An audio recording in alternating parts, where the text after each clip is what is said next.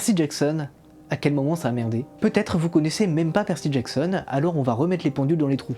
Enfin, les trous dans l'heure, vous m'avez compris. Percy Jackson, c'est une saga littéraire en 6 volumes basée sur la mythologie grecque, écrite par Rick Riordan et publiée entre 2005 et 2010. Une saga qui aura donné naissance à 2 suites, Les Héros de l'Olympe et Les Travaux d'Apollon. Percy Jackson, ça a été traduit en 42 langues. Et tu l'imagines bien, avec la success story de Harry Potter et de Twilight, adapter Percy Jackson semblait être dans l'ordre des choses. Mais tout ne s'est pas passé comme prévu, et les films ont été une déception majeure pour les lecteurs et même pour son auteur.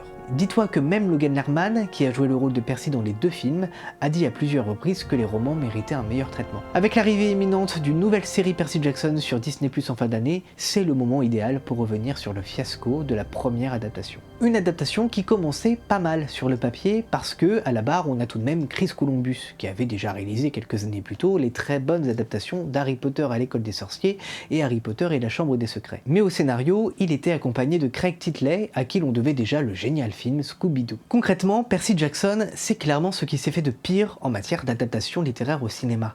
Ils ont tout changé, à commencer par un point qui sera peut-être un détail pour vous, mais pour moi ça veut dire beaucoup, l'âge des protagonistes. Dans les livres, les protagonistes ont entre 11 et 12 ans. Luke, que Percy rencontre en arrivant au camp des Sans-Mêlés, a 19 ans. Dans le film, tout le monde a environ 16 ans. Concrètement, ça supprime les tensions qui peuvent naître. Bah oui, c'est quand même autre chose un gamin de 12 ans qui affronte des monstres et des dieux qu'un jeune adulte. Et puis surtout, ça oblige un changement dans les personnalités et dans les relations qui lient les personnages aux autres. En l'occurrence, dès le premier film, on voit une relation plus entre Annabeth et Percy, alors que ça a mis genre 4 bouquins à arriver. Rien qu'à ce niveau-là, le film s'est mis tout seul des bâtons dans les roues. C'est vraiment pas anodin ce changement d'âge. Imaginez un peu si dès le premier Harry Potter, Harry était déjà âgé de 15 ans au moment de rentrer à Poudlard. Ça n'a aucun sens.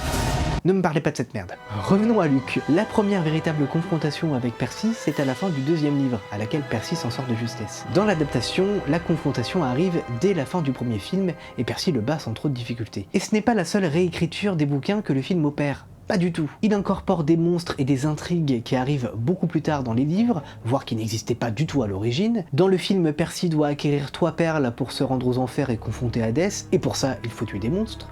Dans le bouquin, c'est Poséidon qui leur donne. Dans le premier film, Argus n'est pas présent, Clarisse non plus. Percy rencontre Perséphone aux enfers, alors que dans les bouquins, il la rencontre au tome 5. Les parcs sont totalement absentes du film. Chronos est à peine mentionné alors qu'il est l'instigateur principal du complot. On ne voit pas du tout le pain de Thalia, pourtant au centre de l'intrigue du 2e livre. Percy apprend directement qu'il est le fils de Poséidon. Les demi-dieux ne font pas d'offrande aux dieux.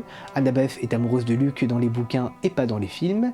Les chiens des enfers n'attaquent pas Percy pendant le jeu de l'étendard. Il conserve la tête de Méduse au lieu de l'envoyer aux dieux. Il ne rencontre pas Hadès. Bref, c'est catastrophique. Le problème, c'est que la base que donne ce premier film pour la suite est très mauvais. Outre les énormes modifications et les emprunts au livre suivant, Percy, à la fin du premier film, gère déjà totalement ses pouvoirs. Il est un guerrier et il a déjà vaincu Luke. Franchement, ça peut difficilement être pire. Alors qu'on a eu une grosse mode des adaptations en 2 parties, la bonne idée de la saga Percy Jackson a été de fusionner 2 livres en un film. Et pas le tome 2 et 3, hein. Non, pas du tout.